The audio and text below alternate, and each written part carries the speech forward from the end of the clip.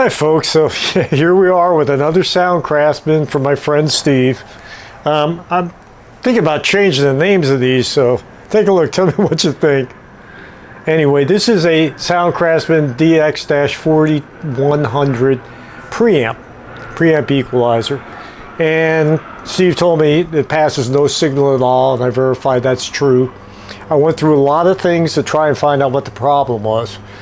Because he told me, and he was correct, that you can't find a schematic on this thing. However, and this is something you want to take note of, you can often find a schematic that is close enough.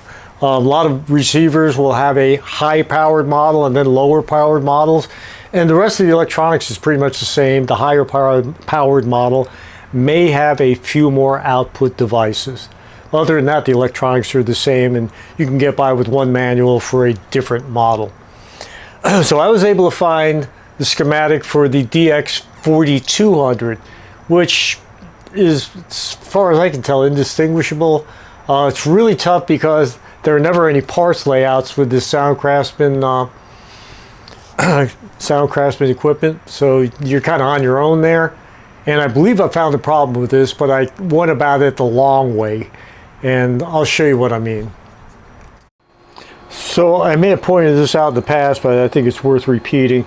If you're ever using a scope probe, they come with these ground clips, and they're really short because they're made for probing high frequency signals, so they want to keep this as short as possible. But we're just poking around for audio. So all you have to do is run a ground from your scope. My scope has a grounding plug right here, and this terminates in an alligator clip that I just clipped to the chassis. And then once you do that, these just pull off. Now you just got to probe, and that's a lot easier because that thing keeps pulling off. And for the frequencies of interest to us, it's perfectly fine to use the ground as I've described. Before I realized I could get a schematic that was not only close, but actually the right one for this unit, I did the usual things. I checked the power supply. This is the EQ board, and I had a problem one time with the resistor opening up that fed one of the voltages to each one of the ICs. But of course, the problem wasn't the EQ. So I checked the power supplies on the bottom board, and I'm not sure how well we're going to be able to see in here. But I checked power supplies down in there, and everything looked okay. And I saw these flat gray things back here, and I'll put a picture up because, as I said, it's really hard to see in here. But I initially thought they were these flat film capacitors. These gray ones often fail, but turns out they're not. They're relays. But anyhow, I'm going to put some schematics up here. We'll talk about some of this, and I'll show you where I think the problem is and what I'm going to do about it. When I initially looked at this, I realized that if I could just check the volume control and see if I was getting a signal up to here, and that would eliminate all the switching. Switches can cause quite a bit of problems like this, but usually it's not both channels.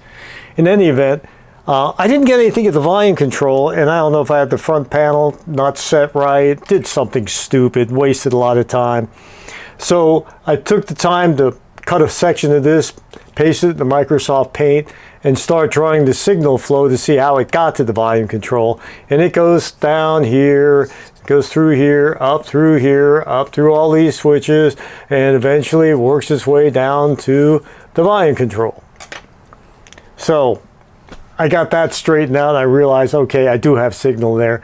I'm seeing distortion on both channels, and I'm seeing it right at the input, and I'll show you what that looks like in a minute here. But those flat gray things that I thought were capacitors were not. If you look at this sheet here, this is our volume control. There's our line amp. These are our buffers, and they all link together, and they go to two relays. When I first glanced at it, I thought there was a left and a right, but that's not how they have them set up. Actually, this is only one channel. So what they're doing is you have one relay here that passes signal out, and the other relay is for the inversion so you can use this to bridge an amplifier. So what it does is it goes through this one set of contacts, then it goes through this op amp, and it goes through another set of contacts. I think this relay is bad, and I'll show you what I found and then what I'm going to do about it. I'm going to probe down in here. This is where the volume control is. So I'm going to probe here to see if we have signal. And I'm using 2 signal generators. That way I can have one set for 5 kilohertz, the other one set for 1. And I can tell if I have both channels just by looking at the different wave shape on the scope. So I'm going to probe the volume control, and you can watch the scope here. And when I turn it on, in fact, I don't even think it would have to be on for this because it's all passive up to here.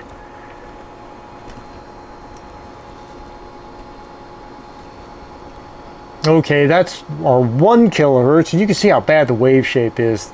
I'm gonna have to address that when I get this thing working. And that's our 1 kilohertz. So I'm getting both signals up to the volume control. Just for grins, I'm going to turn the preamp off.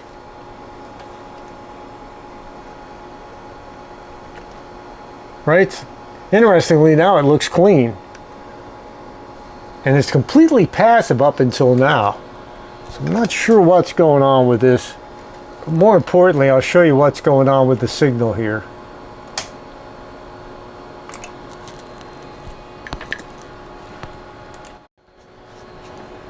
This is the back of the relays. There are 2 pins here, 4 pins up here.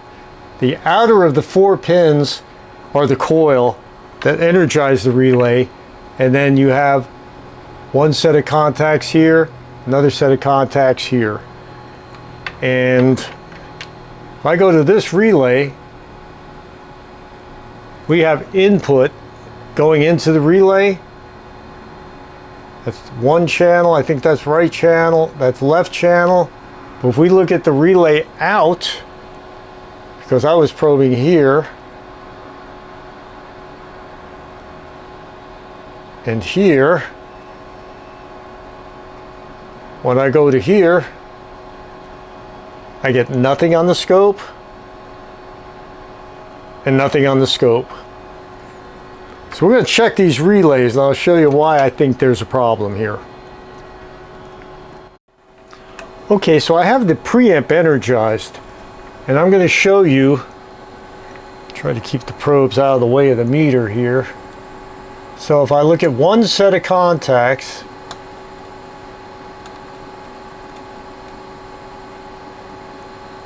it measures 10K. The other set also measures 10K. I look at this relay, the one for bridging, 0.2 ohms, and 0.2 ohms. So this relay is good, this relay is bad. I'm going to pull this one out, move this one over, and it should pass signal. I have a relay I'm going to replace that bad one with, which is a reed relay in a dip package. I'm going to show you what that looks like. Picked this up from Mouser. Let's see if I've got this in manual focus so it didn't pump when I was moving in and out of the field. This guy is a double pole reed relay, and I'll show you the pinout and I'll show you how we're going to wire it in. I went ahead and pulled both relays out, and I took the good one from here and moved it over to here. And now I have signal going through both channels.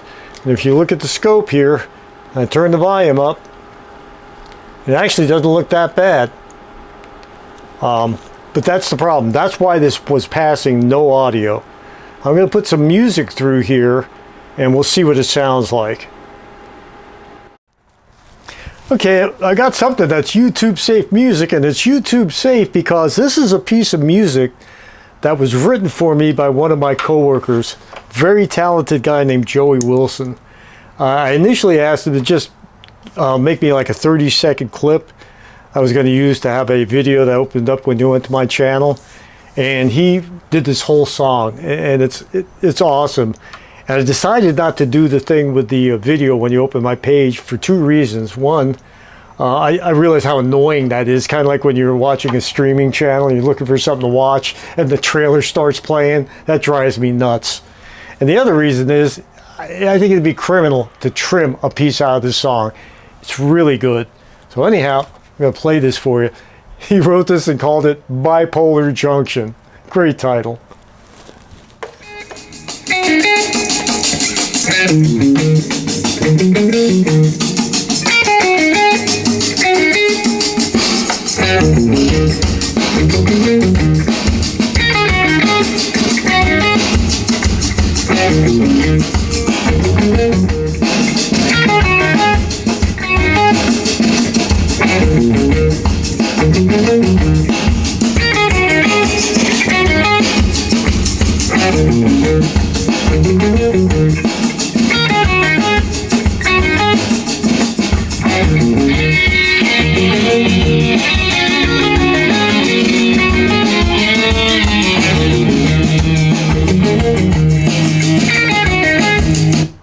I'm going to make a video with this whole song because it really is great. He takes it in some interesting places.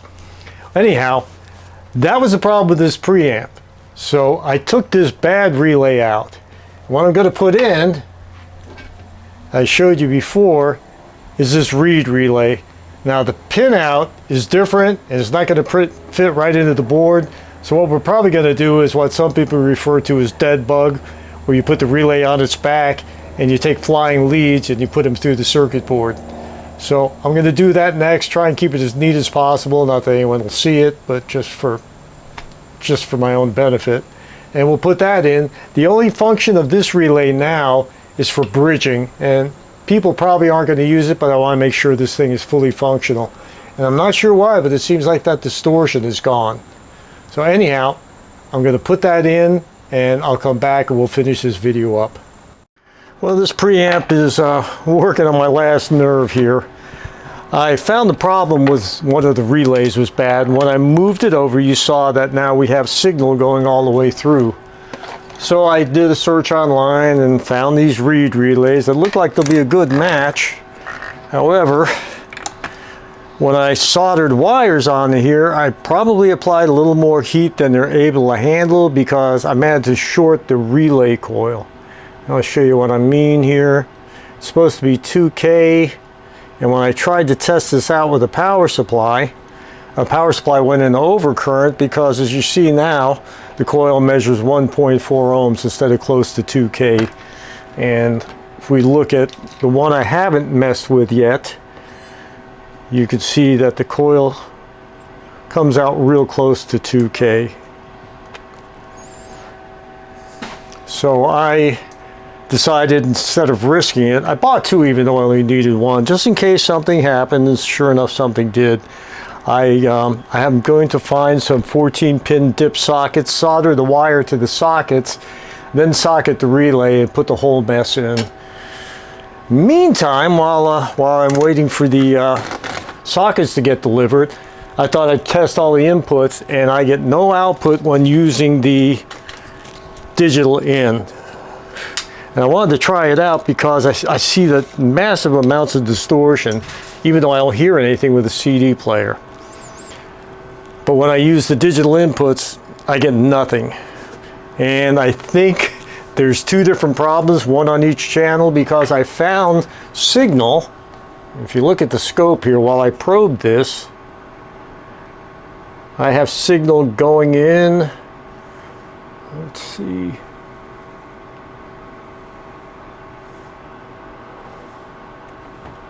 Right there, if you look at the scope, you can see, I got the garage door open, there might be a little glare, so let me move that.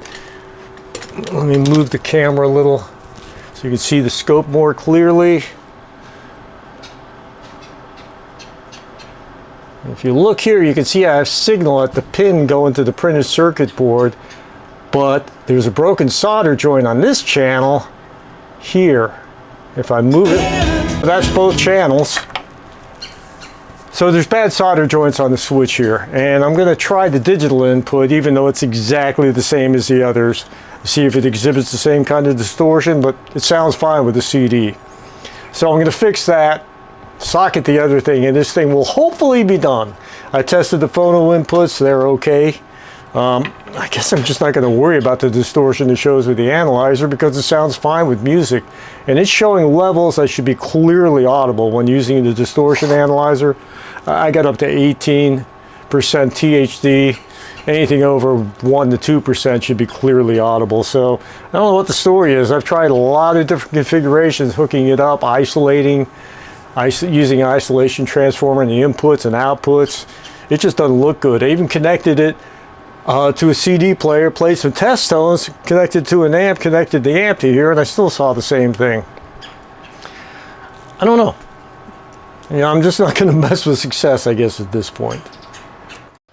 I got the relay installed. I had ordered sockets, and they're not slated to come here until tomorrow, but I was able to harvest a socket out of an old piece of equipment I have, and I just soldered the IC directly to the board, so it still works. And now I had a socket to use because Amazon was not supposed to deliver this until tomorrow. And of course, right as I'm getting ready to make this video, the guy comes up to the house and, oh well. Anyway, I do have the relay in, and the whole purpose of the relay is to provide an out-of-phase signal for bridging of amplifiers. So I've got one channel connected. I'm feeding a low-level signal in because it looks weird if I put a larger signal in. And what I should see is two sine waves out of phase with each other. And as it turned on, it's time delay, and then the relay's energized, and everything looks good. So that takes care of the repair of this.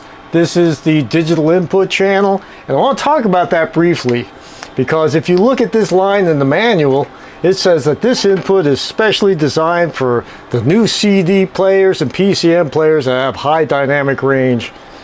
Yet if you look at the schematic, you can see there's absolutely no difference between this channel and all the other channels. It's just advertising at its finest. About a large portion of these features you read about just aren't true or don't make any sense, like get a bottle of water, it's fat-free, gluten-free. Well, of course it is, it's just water. Anyhow, I'm gonna stop this video here. I was going to put another section on here about selecting the right part because of how I had to order this relay.